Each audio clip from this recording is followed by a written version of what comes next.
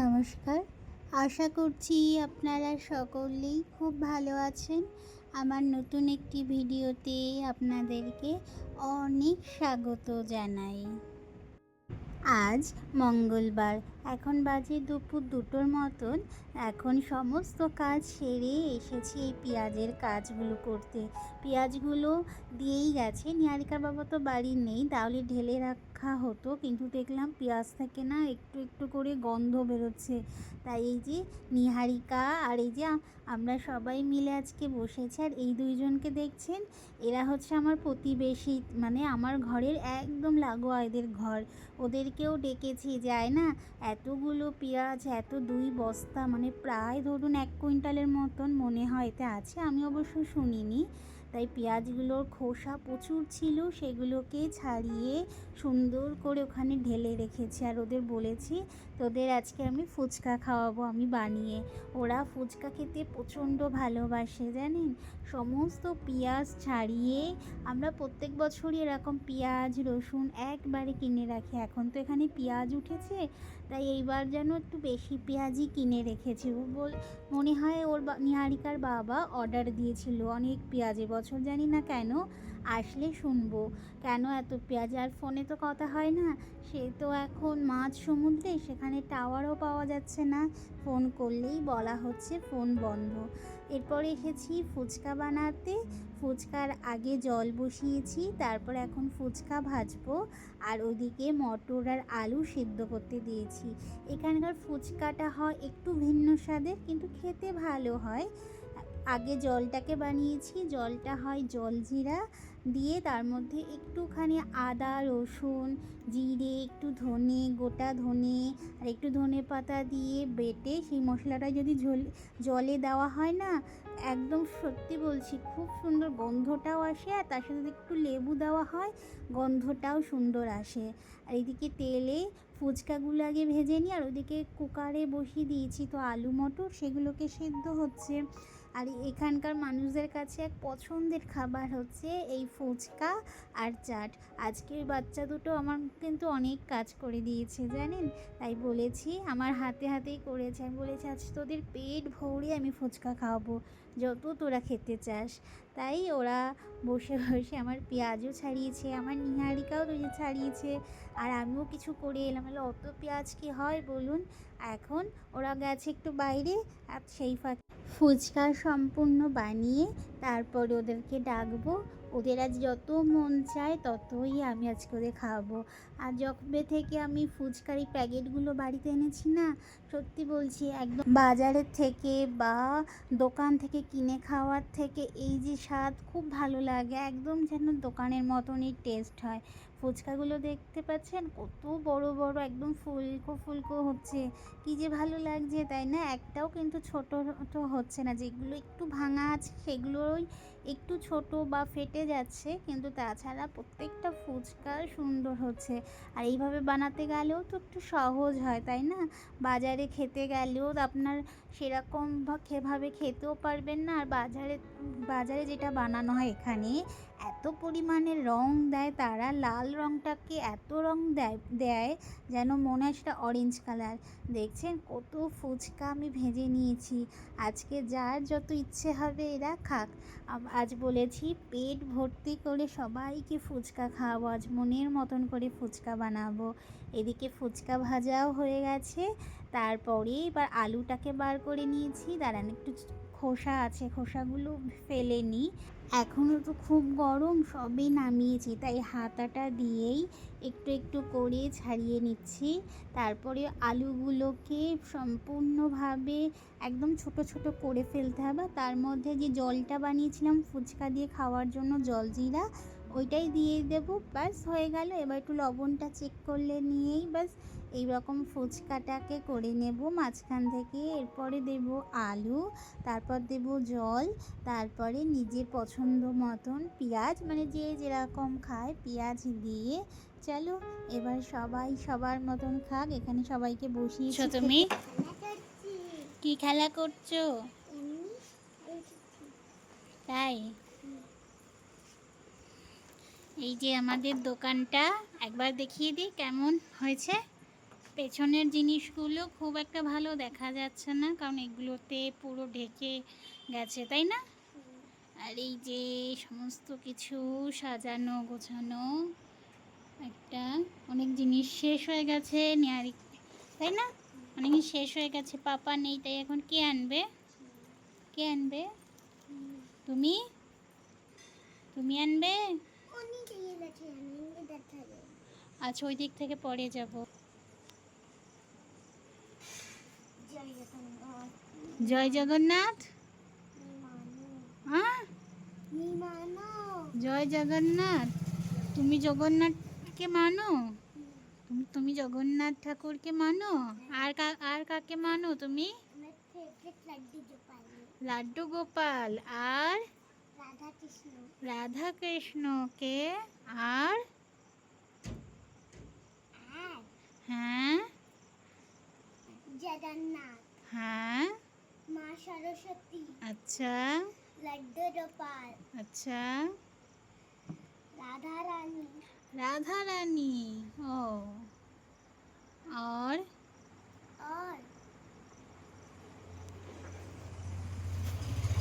शिव भगवान। अच्छा, शंकर जी, शिव भगवान। अच्छा, और बताओ ये। बलराम, बलराम। माँ लक्ष्मी, माँ दुर्गा। আচ্ছা, তুমি অনেক ভগবানকে মানো? যে যে ভগবান আমাদের ঘরে আছে সব ভগবানকে মানো? আমার ঘরে তো এখনো জগন্নাথ দেব নেই তো। তাও মানো। তাও মানো? আর কার্তিক ঠাকুর দে। কার্তিক এই বাড়িতে নাই, তা কি হয়েছে? ঠাম্মি বাড়িতে আছে। হ্যাঁ, আচ্ছা। আর এই দাঁতটা কবে আসবে? জানি না। আচ্ছা।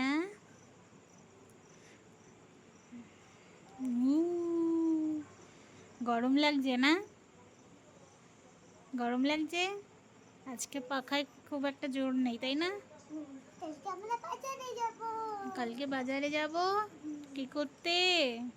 তোমার ব্যান্ডের কাজ করতে। বলে বাবা লে, বলো ঘুরতে যাব। ঘুরতে যাব। হুম,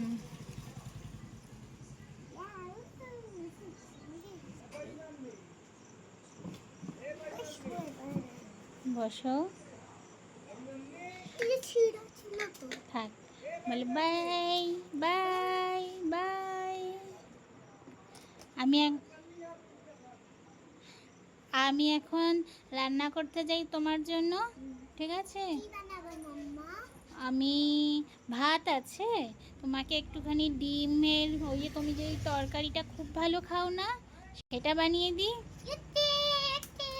আচ্ছা, ঠিক আছে। সেই পেঁয়াজের, তাই না?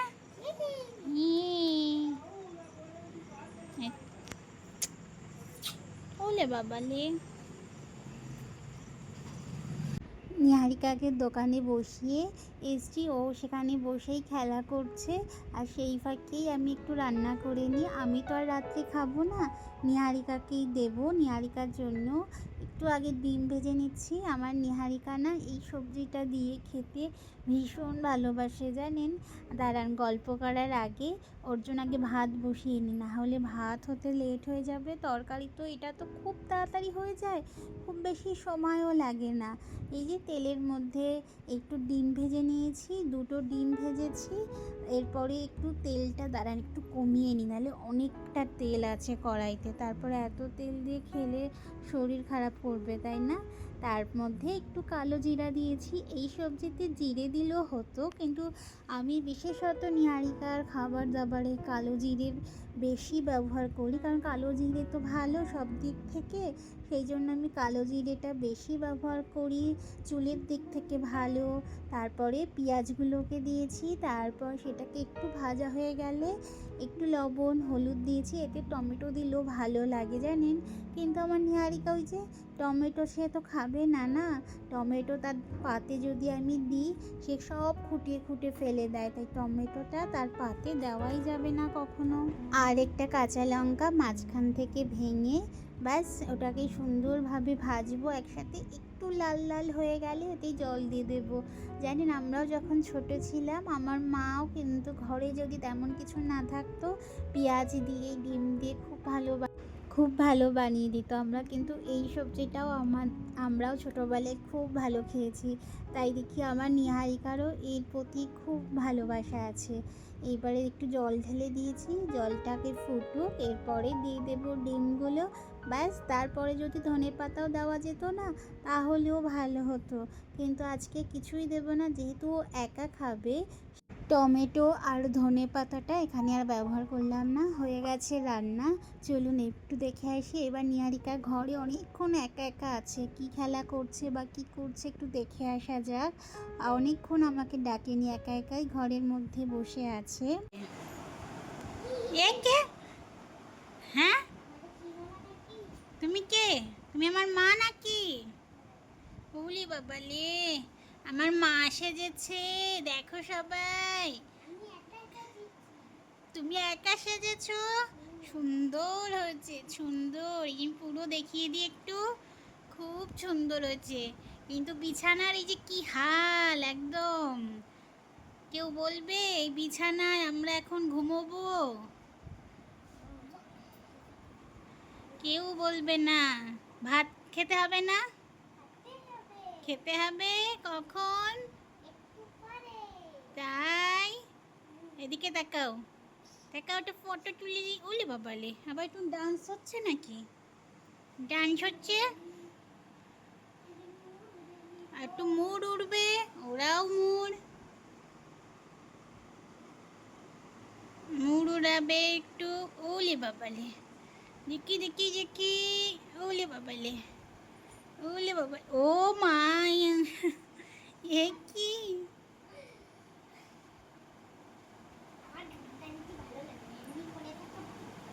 ওলে বাবালে, হাই করে দাও। এবার যদি পড়ে, আমার সোনা মেয়েটা কত বড় হয়ে গেল। জেকি জেকি জেকি, কত বড় দাঁত নেই রে, দাঁত ফুকলাম মা হয়েছে আমার।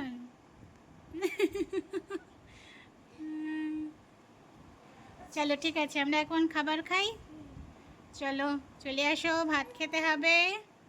চলো নিচে, না একটু পরে না, এক্ষুনি আসবে, ভাত খেতে হবে।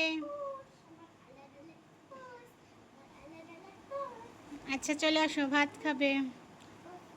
তুমি এখন ঘুমিয়ে যাবে? হ্যাঁ ঘুমাও, তোমার খাওয়া হয়ে গেছে। গুড নাইট, গুড নাইট, ঘুমাও। চলো আমি লাইট অফ করে দিই। আচ্ছা ঠিক আছে, গুড নাইট, চলো ঘুমাও, বাই করে দাও। চলো ঘুমাও, হ্যাঁ চলো ঘুমাও, আমি কাজ করি, ঠিক আছে? আচ্ছা আমি একটু কাজ করি। এখন বাজে রাত 10টা। নিহারিকাকে ঘুম পাড়িয়ে এসেছি রান্নাঘরে। এই কাজটি না করলে আজকে, না হলে এই আমগুলো কাল সকাল হতে পুরো আমগুলো খারাপ হয়ে যাবে। আমগুলোকে সমস্ত আম কেটে তাতে লবণ হলুদ মাখিয়ে একটু রোদ দিয়ে নিয়েছি। এবারে আচারটাকে বানাবো, তার জন্য একটু মশলা করে নিয়েছি, একটু তেল দিয়েছি, একটু লবণ দিয়ে খুব ভালোভাবে মাখবো। মেখে একটা ডিব্বায় ভরে রাখবো, না হলে সমস্ত আম জানেন খারাপ হয়ে যাবে। প্রত্যেক বছর আমি এই কাঁচা আমের আচার বানাই। আমার নিহারিকা এত ভালো খায় এই আচারটি, এত ডাল ভাত বা বলুন কোনো সবজির সাথে এই আচারটি এত পছন্দ করে, তাই প্রত্যেক বছর জানেন আমি অনেকটা করে বানিয়ে ফ্রিজে রেখে দিই, যাতে আমাদের বছর হয়ে যায়। চলুন এই আম মাখাতে মাখাতে আচার বানাতে আজকের ভিডিওটি তবে এখানেই শেষ করছি। আজ তবে এখানেই বিদায় নিচ্ছি। আপনারা সকলেই ভালো থাকবেন, সুস্থ থাকবেন, সাবধানে থাকবেন। দেখা হবে খুব শিগগিরই পরের একটি ভিডিওতে। আর আমার ভিডিও যদি ভালো লেগে থাকে অবশ্যই লাইক করে আমার সাথেই থাকবেন। আজ তবে এখানেই বিদায় নিচ্ছি। সকলে সুস্থ থাকবেন, সাবধানে থাকবেন আর সকলের খেয়াল রাখবেন।